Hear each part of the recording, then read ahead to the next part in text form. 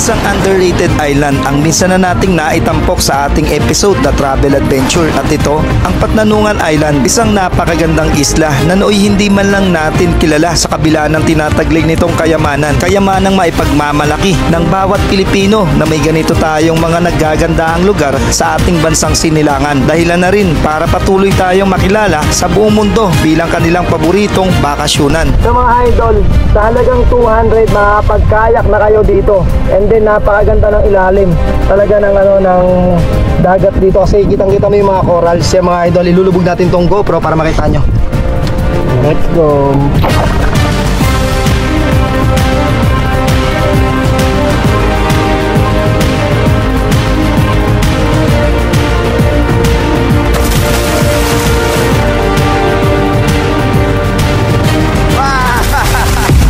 Ating pagbabalik at muling pag-apak ng ating mga paa sa iba pang mga isla na kalapit nito ay mas lalo pa nating matutunghayan at makikilala ng mas malalim ang mga nagtatagong kagandahan at tinataglay nito. At ang video na ito ang kauna-unahan at ngayon nyo palang makikita ang bawat gandang tinataglay ng mga pulo o isla dito sa Pulilio Group of Island. Mga islang nakapaloob sa silangang bahagi ng Luzon sa kahabaan ng dagat Pasipiko.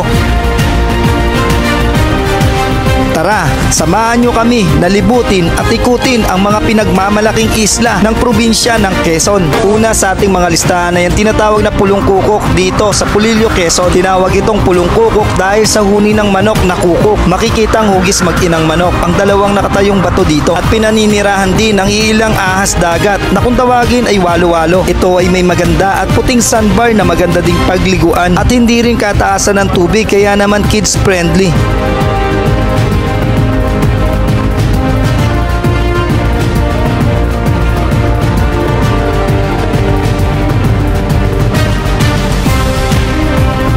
Ang susunod natin ay ang Cabalo Sandbar, ang pinakasikat na sandbar dito sa Pulilio Group of Island.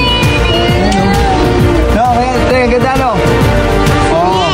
Isang mahabang puting buhangin na may crystal clear na linaw ng tubig dagat, dahilan para umangat ang pagka-instagrammable looks ng sandbar na ito. Kaya ang lahat ng mga pumupunta ay napapasabi ng wow, napakaganda.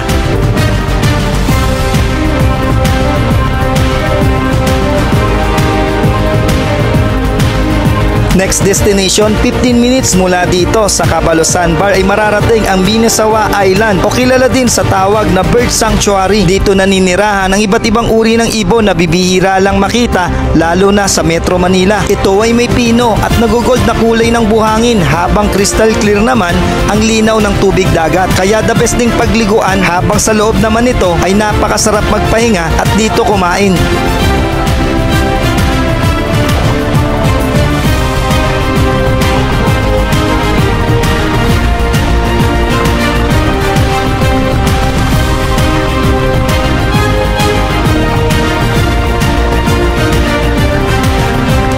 Pinuntahan din namin ang isang barangay o isla katakian sa likurang bahagi ng Patnanungan.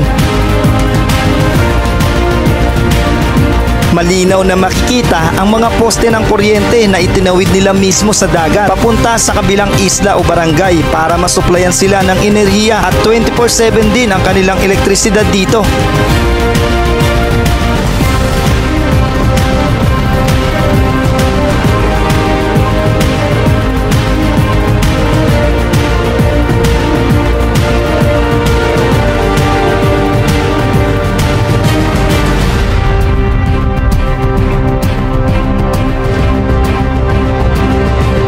Minalulu Island, Pulilio, Quezon, kilala sa pagkakaroon nito ng napakagandang mga rock formation. Animoy nasa Batanes ka kapag narating mo ang isla na ito. At isa sa talagang sumubok sa aking katapangan ay ang pagpunta namin sa pinakadulong isla sa dagat Pasipiko. At ito ang Snake Island. So mga idol, nandito na tayo sa huling isla ng Pasipiko. Siya naman natin sa Pilipinas mga idol.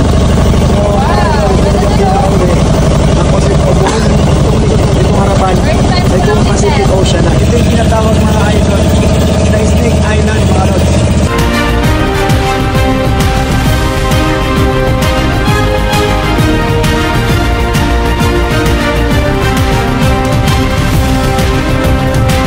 Lods, So mga lods, ito na po yung Snake Island na kung saan pagpasok ninyo, puro ahas na po yung nakikita natin. Lalo na po itong ahas na to, itong walo-walo kung tawagin.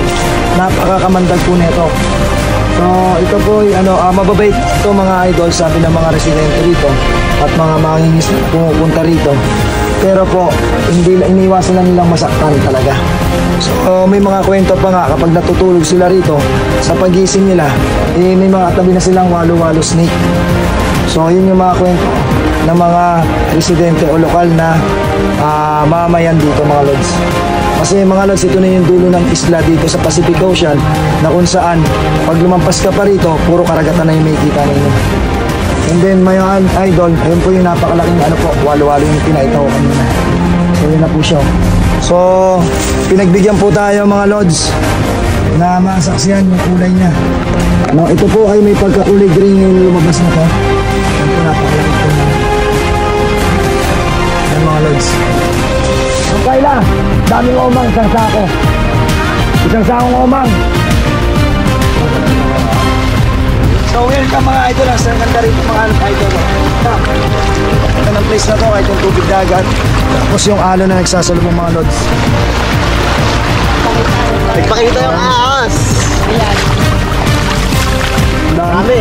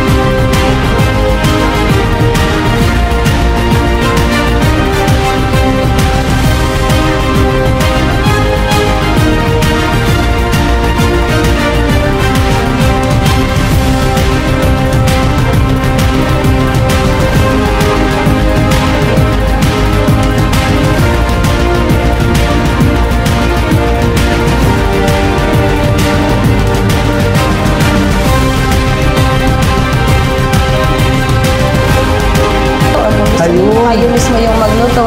May video okay kami dyan. May pa-video okay pa rito. Wow, ang laki. Ang lawak mga idol. Sa mga nais pumunta sa mga nakita at nasabing lugar ay ito ang ilang importanteng impormasyon na kakailanganin ninyo. Mula Metro Manila ay mayroong 3 oras na land travel para marating ang Real Quezon Port. Isang beses lang ang biyahe kada isang araw at kung minsan ay nagiging 2, depende sa sitwasyon. Merong 500 pesos na pamasahe para sa adult, 400 pesos naman para sa senior at PWD, habang 250 pesos naman para sa mga bata. Kadalasang alas 9 ng umaga, umaalis ang mga bangka dito, biyahe ng Patnanungan. Mula naman dito sa Real Quezon Port ay mayroong 2 hanggang 3 oras na boat travel time para marating ang mismong Patnanungan, Quezon. Habang nasa bangka naman kayo ay pwede kayong matulog o maidlip para hindi kayo mainip. Pwede kayo matulog dito pag sumakay kayo kasi ang luwag.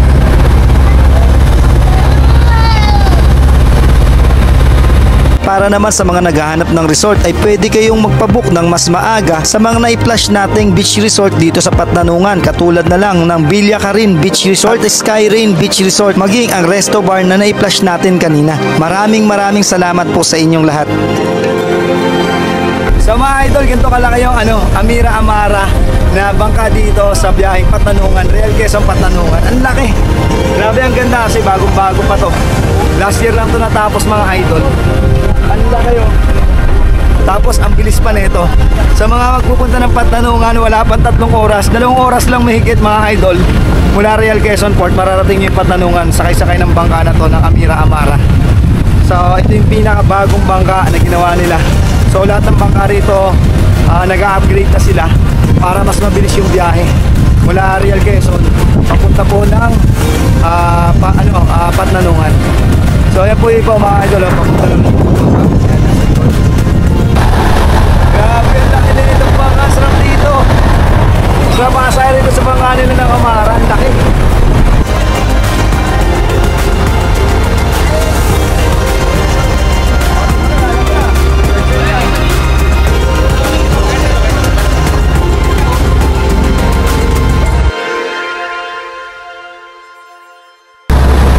So dito mga idol, sa mga babiyahe na papunta ng Patanungan, tapos gusto nyo dalhin yung mga motor ninyo.